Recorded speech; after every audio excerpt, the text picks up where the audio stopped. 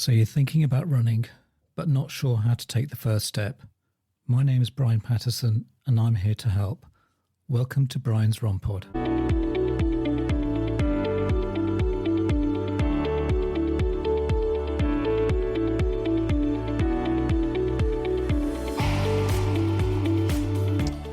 Welcome back to Brian's Run Pod, and it's your host, me, Brian Patterson, here chatting about all things running. Bit of a look behind the curtain. This is the second time I've done this episode, so hopefully it'll go great guns today. So anyway, let's carry on with the episode.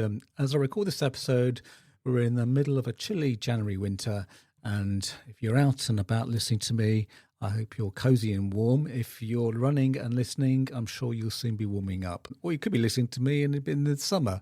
So anyway, that'd be great if you're warm anyway. I just wanted to share a bit about my own running at the time of recording, and it hasn't been the best lately. In the past 4 months, I've only managed to run about 2 to 3 times a week. Not ideal, I know, but anyway, I did my Strava stats. I downloaded that for the last year. Still managed to log, let's say, 43 hours of activity, cover 330 kilometers, which I remember, I think one year I did 1,000 kilometers. So I'm about a third of that. But that was quite a few years back. And my most active month was August. But now let's make 2025 a much more productive year. Back to the podcast. Today, we're going to be talking about running and music. It's something many of us do while we're running. I remember when I was running around Hyde Park in the 90s, I'd take my Sonny Walkman with me. But now I can even access thousands of songs on my watch. It's just mind-blowing as to how much technology has changed. And let's not forget that I can even take a call from someone with my watch. So it's just very much like the Jetsons. If you don't know what the Jetsons are, it was an animated sitcom that came out in the early 60s. So, I'll leave a link in the show notes so you can have a look at the Wikipedia link about the Jetsons. Now, let's talk about what we'll cover. Does music help our running? What's BPM? I'll explain about that a little bit later. Tips for creating a playlist. What's the power of music? And what are the safety concerns? So without further ado, let's get started. So does music help our running? We'll look at a few things here: improve running efficiency, reduce perceived exertion, increase motivation, subliminal synchronization, and then I'll kind of make a summary of that. So the improved running efficiency, a 2012 study found that runners who listen to music with a tempo of about 170 beats per minute, there's the BPM, significantly increased their running cadence compared to those who ran without music or with a slower tempo. And this increase in cadence can lead to a more efficient running stride, which may reduce the risk of injury and overall performance. And as I've talked about in quite a few past episodes about cadence, the increased cadence will help reduce, or the evidence is it will help reduce injury and make your running a little bit more efficient. And I suppose it's logic that the faster or the higher the beats per minute or the faster the song, then you are more likely to increase your cadence. Also, it said that the studies have shown reduced perceived exertion. So studies have shown that music can distract from the physical discomfort and pain, which can help in endurance sports like trail running and marathons. One study in the Journal of Sports and Exercise Physiology found that participants who listened to music during a challenging treadmill task reported lower perceived exertion than those who ran in silence. So I just think it takes your mind off the activity, and it makes, if it's a song that you really like, then it can sort of detract from sort of the hard work that you're doing or whatever exercise you'd be doing. So you could be running, or, you could be on a bike, or you could be rowing or something like that. So, but it does help. And I know it's helped me over the years. Increased motivation. Music can evoke feelings of happiness, strength and determination, which can help runners push through mental and physical barriers. A study in the Journal of Applied Sport Psychology found that runners who choose their own motivational music experience greater endurance, enjoyment compared to those who listen to non-motivational music or no music at all. So I know, let's say if you've had a bad day, then maybe just put on your favorite playlist and then go out there and run, and you'll get that endorphin rush. Plus, also, you'll be listening to your favorite music. Subliminal synchronization. The brain naturally tends to synchronize footsteps to repetitive beats, including music, and this can help runners maintain a faster pace.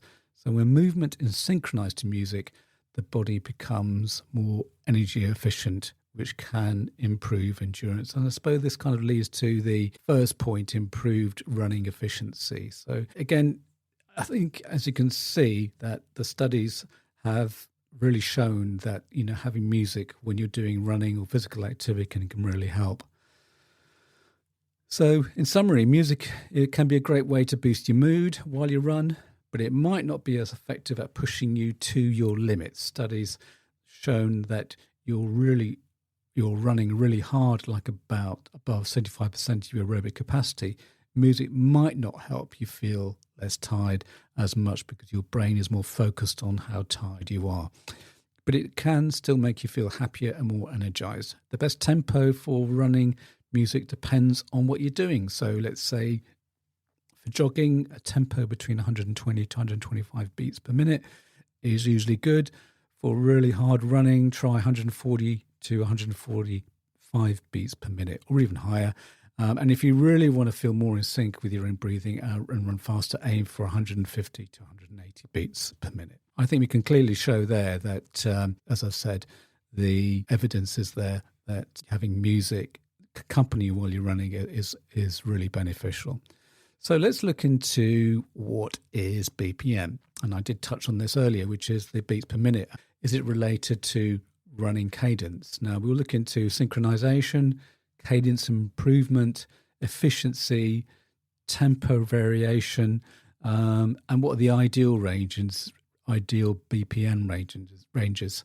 We'll look at individual preference, and then we'll just do a little bit of a summary there. So synchronization, the brain is inclined to synchronize footsteps to be a repetitive beat, to include the beat of the music, and this is known as subliminal synchronization. When a runner listens to music, they may naturally adjust their cadence to match the BPM. Just like we said earlier, the cadence improvement, a study showed that runners who listen to music with a tempo of 170 beats per minute significantly increase their running cadence, as I've said before. But I've said all the time that improving your cadence is quite a hard thing to do. You can get metronomes, apps that can help in sort of give you an idea at the type of cadence that you supposedly should be running at. So, but I would maybe just experiment with the playlist in terms of increasing having that 170 beats per minute, or maybe using one of these apps to help improve your cadence. Having a faster cadence will help with the efficiency. An increase in cadence can lead to a more efficient running stride, which can reduce the risk of injury and improve overall performance. When the movement is synchronized to music, the body may become more energy efficient as well. Tempo variation. While a consistent tempo can help maintain a steady pace, varying the tempo during different phases of your run can add excitement and challenge. For example, faster-paced songs may be used for warm-ups, moderate tempos for maybe the main part of the run, and slower tempos for cool-downs. So, or you could have a slower tempo for the warm-up as well, and then gradually increasing in pace. So, but play around with that. So maybe choose a couple of songs in a playlist which will help you ease into your run and help you with your particular warm-up. And then you could either switch to another playlist where you're doing, let's say, the main part of your run. What are the ideal BPM ranges? Now, according to research, the tempo ranges may vary depending on the type of run. So 120 to 125 beats per minute, suitable for jogging. 140, 145 beats per minute, as I've said before, is appropriate for an all-out effort, and 150 to 180 beats per minute is recommended for synchronicity and increased cadence. So again, just play around with those different types of songs that have those different beats per minute. Individual preference. Well, these are recommended BPM ranges. It is really down to you whether you want to do this, or maybe there may be some really favorite playlists of yours that you'll really find that really works with you when you're going out running. So, but talking about that, that's a good transition into any practical tips for creating the perfect playlist. I'll just go over some of the things. So like choosing the right tempo, vary the tempo, include motivational songs, consider the environment, use resources to find music. Well, I'll have a look at that. Incorporate soundtracks, add fun songs, test your playlist, consider your goals as well, and be mindful of the volume. But don't become too reliant as well. So let's have a look at some of those areas. So choosing the right tempo, as I've said before, that, whatever type of run you'd be going for, then think about the tempo or the beats per minute associated with that playlist. So if you're going out for a interval run, maybe do something that is going to be made quite a higher tempo. So if you're going to sort of have a high intensity type of training session, if you're going to go out for, let's say, maybe a tempo run, it could be, one of my classic tempo runs is that I warm up for a kilometre and then 2 times 1500 with a minute rest in between. So maybe the beats per minute would be a little bit slower. So try that. Include motivational songs. Include songs with powerful, inspiring lyrics that have personal meaning or evoke positive emotions. And these tracks can be especially helpful during difficult moments. Consider your environment. Choose music that complements the environment, that keeps you engaged throughout the run. Trail runners might prefer a more varied playlist to match the changing landscapes, while road runners may opt for a more consistent tempo. Use resources to find music. Some websites like JogTunes and apps like Spotify or even the Apple Music have good fitness playlists and have tunes that can help with finding the right BPM. Even though you may not like some of the music, but I think you may find that you might, help. It may find it will help you with your training. Incorporate soundtracks. Our movie and television soundtracks can connect with your emotions and make you feel like you're in some kind of sports montage. So, Eye of the Tiger from, what's the music? The famous movie with Sly Stallone. The name escapes me. So, or add fun songs. Include songs that make you want to dance and to make easy runs more enjoyable. Test your playlist. There's no better way to know what works and what doesn't work than by testing your own playlist while running. Pay attention to how the music affects your pace, mood, and overall enjoyment of the run. Consider your goals, and if you're going for a longer, more sustained effort, choose music that you can enjoy, and it can distract you from the pain and monotony. So for a harder session, choose something more upbeat, up-tempo to help you push that little bit harder. And if you're feeling anxious before a race, use calming music. Now, I just remembered the film for Eye of the Tiger. It's Rocky. That's it. Be mindful of volume, obviously, because if you are running on the roads and you're crossing roads, streets, then just be mindful of the traffic, what's around you. Don't become too reliant. It's important to listen to your body's cues and not become overly reliant on the music. Train without music occasionally. I think it helps vary it. I haven't done that recently, but I think one of these days I might have a go at that and just to vary the training. Now, our next section is the power of music. The power of music to enhance personal experiences when running is a recurring theme, and here's a breakdown of how music can impact on a running experience. It can evoke memories and emotions. Music is very much like a time machine for runners. It can instantly transport them back to certain moments in their lives, whether they're happy or sad. Certain songs can remind them of specific races, life events, or personal experiences, creating a strong emotional connection. So music can make you feel as I said, happy, strong and determined, which can help you push through the tough times. And let's not forget about the emotional roller coaster that can happen when you dance to a sad song. It's like dance to a sad song. It's like a discomfort of a trail run, but with more dancing and less sweat. So as I said, if you've had a bad day, then why not try going out for a run, listening to your favorite playlist, and it can really give you that, improve your spirits. Motivation and perseverance. Music can provide a much needed motivational boost during difficult moments in the run. The right song at the right time can help a runner push through the mental and physical barriers. And some people use specific songs as motivation, as a reminder to keep them going. The lyrics of a song can inspire a runner to persevere, and songs can also be used to get out of bed in the morning and motivate a workout. A personal connection of music and running. Music and running are like two peas in the pod for some people. They're always been inseparable, and running is just the perfect way to enjoy their favourite tunes. So for one runner, certain songs are like capsules, transporting them back to the highs and lows of their races. Music as a marker. I thought this was a good idea, and I thought one runner who uses a specific song like All My Friends to mark a mile during their run and creating an isolated race against time. The song's lyrics also provide an introspective element to the run. Over time, songs can absorb bits of personal life and making years' worth of memories accessible anywhere over time. So you can use it instead of using, let's say, a particular training session, then you can use the song as part of the running.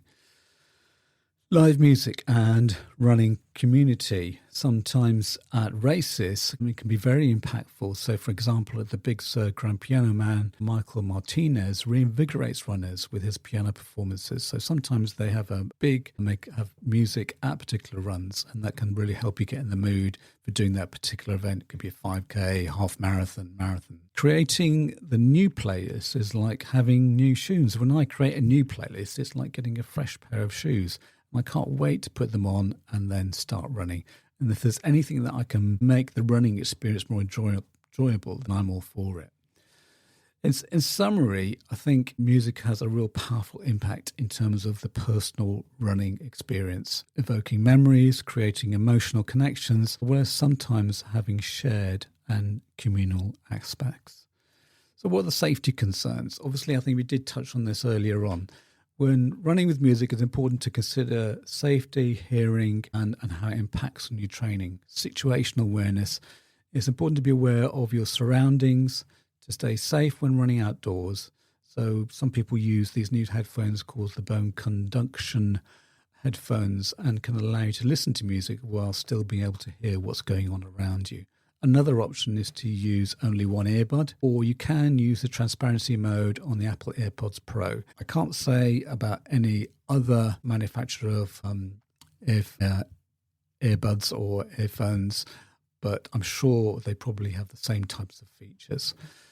If you're into using, headphones, over-the-ear headphones, just make sure you're well aware of your surroundings and also the traffic that's around you. Hearing. Be aware of the volume level of the music to avoid hearing damage. It's possible to slowly increase the volume of your music while exercising without realizing that it's become too loud. Hearing damage can be more likely when in exercising hard due to the decreased blood flow to the inner ear. Training. Be aware that music can affect your ability to listen to your body's cues. Listen to your foot strikes, and breathing rate is important for judging your pace. Sometimes races do not allow the use of music, so you should train without music sometimes. So if you're trying to simulate you're going to be doing a 10K race coming up, then try and ditch the headphones and run and simulate that race at that particular race pace that you're looking to achieve. I think in general it's important to use common sense when running with music and just to be aware of the potential risks involved. Now, as a summary of today's episode, music can totally boost your running game. Without a doubt, a lot of people I see out there on my way to work and see them running with headphones. Do you see the odd person who's not running with headphones? And I think that's great. That's fantastic. As we've shown, it can make you run faster. You can make you feel less tired, and it can also get you in a good mood if you're not having a good day. As I said, studies have shown that running at a tempo of 170 beats per minute can make you run faster and more efficiently and help improve your cadence. So again, I think that's just something that you just need to experiment with. Try different tempos and genres to see what works best for you. Music can make running so much more fun, and it can give you the motivation to push yourself. So make you think of happy memories, even make you feel a little bit emotional, but it's important to be careful and think about safety. You don't want to get hurt or damage your hearing. Also, it's a good idea to take breaks from running with music sometimes. As we said, maybe some races don't allow you to listen to music or have headphones in when you're running. Anyway, I hope that's given you some ideas about running with music, and I hope you've enjoyed today's show, and look forward to talking to you next week. And that's a wrap for another exhilarating episode of Brian's Run Pod. Thanks for tuning in, folks. As always, we've got you back with all things running, and next week, get ready for some more awesome beginner hints and tips to kickstart your running journey. Don't forget, you can now send me a message. Yep, you heard it right. Brian's Run Pod has now become interactive with the audience. If you look at the top of the episode description, tap on Send Us a Text Message. You can now tell me what you think of the episode, or alternatively, what you would like covered. If you're lucky, I might even read them out on the podcast. Hey, if you want to keep up with all the latest updates, behind the scenes fun, and even some exclusive content, make sure to follow me on social media. We've also launched a shiny new Facebook page. Just simply search for Brian's Run Pod and give us a like. And don't forget to hop over to Instagram, where you can catch all our visual adventures at Brian's Run Pod. For those of you who love diving deep into the episodes, head over to our website, www.briansrunpod.co.uk, and there you'll find some detailed show notes and handy chapter markers, making it easy to navigate through your favourite discussions. Please leave a review, as it will help others find this podcast. Music is by Happy Day by Stock Audio, not forgetting artwork by Alice Patterson, and also thank you to my producer, Anna Patterson. So, till next week, thanks again for listening.